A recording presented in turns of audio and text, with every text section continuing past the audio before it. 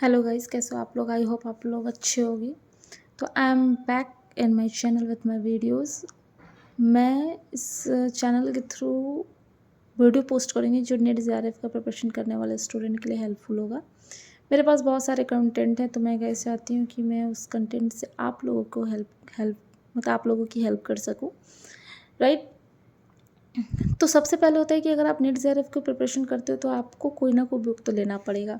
तो मैं सजेस्ट करूँगी, क्योंकि मैंने यही बुक्स पढ़ के 2 टाइम्स नेट जेआरएफ किया हुआ है, तो मैं आपको यही बुक सजेस्ट करूँगी। बाकी वो आपकी चॉइस है कि आप कौन सी बुक लेते हैं, बट अरिहंत की ये बुक बहुत बेस्ट बुक है।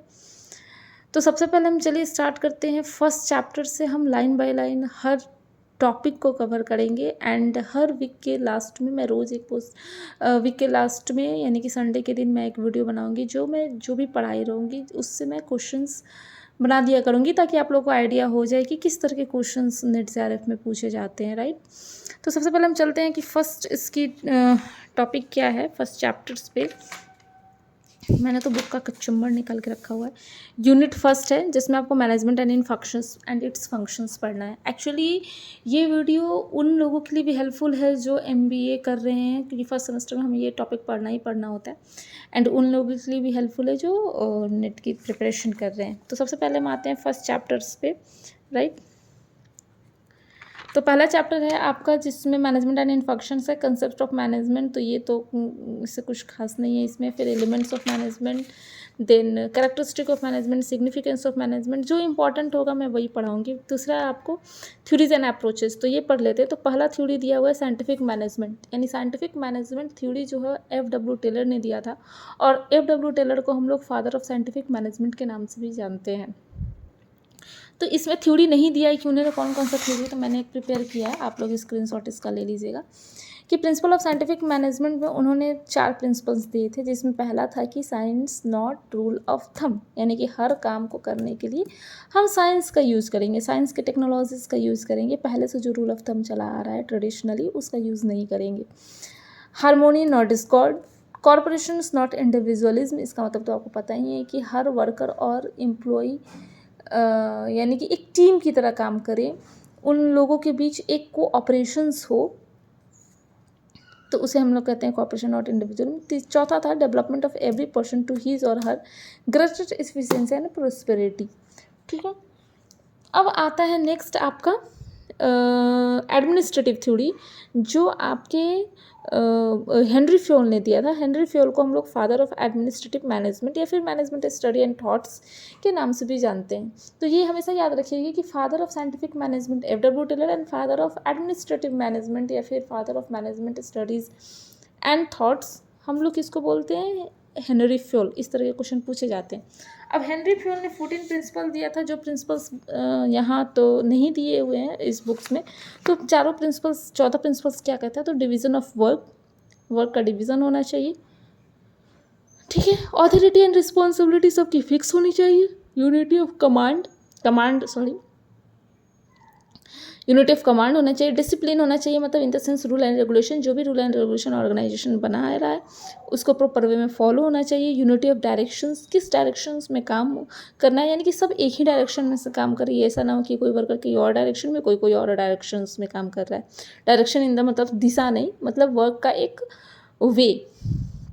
इक्विटी होना चाहिए, subordinate of individual interest to collective interest. Order, मतलब एक अच्छे ऑर्डर को फॉलो करके काम होना चाहिए। Initiative, remunerations, stability of tenure personnels. इसमें सिक्योरिटी की बात की गई है इस वाले थ्योरी में, मतलब कि जो भी स्टाफ हैं, चाहे जो भी वर्कर हैं, उन्हें एक सिक्योरिटी महसूस होनी चाहिए। मतलब कि आपने स्टाफ रख लिया और आपको जब मन करे आप उसको निकाल दे, ऐसा नहीं होना चाहिए। स्केलर चेन, मतलब एक चेन को मेंटेन करते हुए, एक हायरार्की को मेंटेन करते हुए काम को करना चाहिए।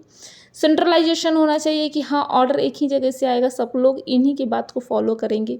स्पीड डिक्रॉप्स, तो यहाँ सबसे ज़्यादा क्वेश्चन इससे पूछे जाते हैं। स्पीड डिक्रॉप्स हेनरी फॉल का दिया हुआ प्रिंसिपल्स, 14 प्रिंसिपल्स में से एक प्रिंसिपल्स है। और स्पीड डिक्रॉप्स का मतलब होता है कि टीम बना के एक टीम में काम करना, एक सिंगल ऑब्जेक्टिव्स को अचीव करने के लिए। तो ये हमारे हो गए 14 प्रिंसिपल्स जो हेनरी फ्योल ने दिए थे। इसको याद करने का एक छोटा सा मैंने यहाँ लिखा है, डैट CUSSROI। इस तरह अगर आप याद रखिएगा तो आपको 14 प्रिंसिपल्स पूरे अच्छे से याद रखेंगे। बाकी सबको याद करने का अपना अलग अलग तरीका है। उसके बाद है आपका ब्यूरोक्रेटिक थ्योरी, ठीक है।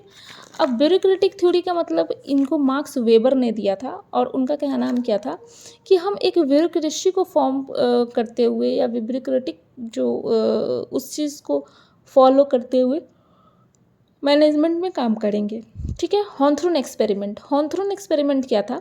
तो जो ये हॉर्नथ्रोन एक्सपेरिमेंट आप देख रहे हैं ना, ये ह्यूमन रिलेशंस अप्रोच जो है उससे रिलेटेड है। जो एल्टन मायो ने human relation approach Elton Mayo ने दिया था और उस अप्रोच में उन्होंने कुछ एक्सपेरिमेंट किए थे। और एक्सपेरिमेंट उन्होंने क्या किए थे कि किस तरह से कौन से ऐसी चीज़ें हैं जो वर्कर को मोटिवेट करती है। अगर कोई भी मैनेजर अपने वर्कर के काम में इंटरेस्ट दिखाता है तो वर्कर अपने आप ही मोटिवेट हो जाता है, राइट। सिस्टम थ्योरी में क्या था कि हर एक काम सिस्टमेटिक वे में होगा, एक सिस्टम को फॉलो करते हुए होगा। चोज थ्योरी था, जो थ्योरी उस मैथमेटिकल साइंस का यूज़ करना मैनेजमेंट में इस चीज़ की डिस्कशंस चोज थ्योरी में की थी। कंटीजेंसी थ्योरी का मतलब होता है कि सिचुएशनल्स, मतलब आप ज़रूरी नहीं है कि आपने एक रूल एंड रेगुलेशंस बना दिया और वही रूल एंड रेगुलेशंस आप बार बार फॉलो करो, नहीं। कंटीजेंसी थ्योरी का मतलब होता है कि एक सिचुएशनल वे बनाना, मतलब कि अगर आपने जो रूल एंड रेगुलेशन बनाया है, अगर उस सिचुएशन में वो फिट नहीं बैठ रहा है तो आप उसको चेंज करो। तो कंटीजेंसी थ्योरी में बेसिकली कंटीजेंसी थ्योरी को हम लोग सिचुएशनल थ्योरी के नाम से भी जानते हैं। कंटीजेंसी थ्योरी को हम लोग किस नाम से जानते हैं? सिचुएशनल थ्योरी, ठीक है। उसके बाद में आपका आता है बिहेवियरल मैनेजमेंट थ्योरी। मतलब ये एक ऐसा थ्योरी था जो ऑर्गेनाइजेशन को as a social system treat करता था, ठीक है। फिर आया ह्यूमन रिलेशन अप्रोच जो एल्टन मायो ने दिया था, और हमने पीछे बताया है कि एल्टन मायो ने बहुत सारे एक्सपेरिमेंट किए कि कैसे जो वर्कर है वो खुद को मोटिवेट फील करता है, और इसी को हम लोग हॉर्नथ्रोन एक्सपेरिमेंट के नाम से भी जानते हैं। तो ह्यूमन रिलेशन अप्रोच में वर्कर को as a human resource treat किया जाने लगा। ह्यूमन रिसोर्स ट्रीट करने का मतलब कि आप उनके हर एक चीज़ों का ध्यान रख रहे हो, मतलब आप उनको एज अ मशीन ट्रीट ना करके as a human resource treat कर रहे हो। तो ये चीज़ ह्यूमन रिलेशन अप्रोच में डिस्कस की गई थी। तो ये रहा आपका जो था थ्योरी एंड अप्रोचेस। कल हम मैनेजमेंट स्किल्स के बारे में पढ़ेंगे। आप लोग को मैं सजेस्ट करूँगी कि आप लाइन बाय लाइन पढ़ें, और बाकी जो उसका एक निचोड़ है वो तो मैं आप लोगों को बता ही दे रही हूँ। Thank you guys for watching my video. अगर कोई भी कमेंट, कोई भी सजेशंस आपको देनी हो तो प्लीज़ कमेंट करके ज़रूर बताइएगा, और मुझे ज़रूर सजेस्ट कीजिएगा कि आपको ये वीडियो कैसी लगी, और अगर मुझे ज़रूर एक सजेशंस दीजिएगा कि मैं इसमें इम्प्रूवमेंट कैसे कर सकती हूँ। Thank you so much.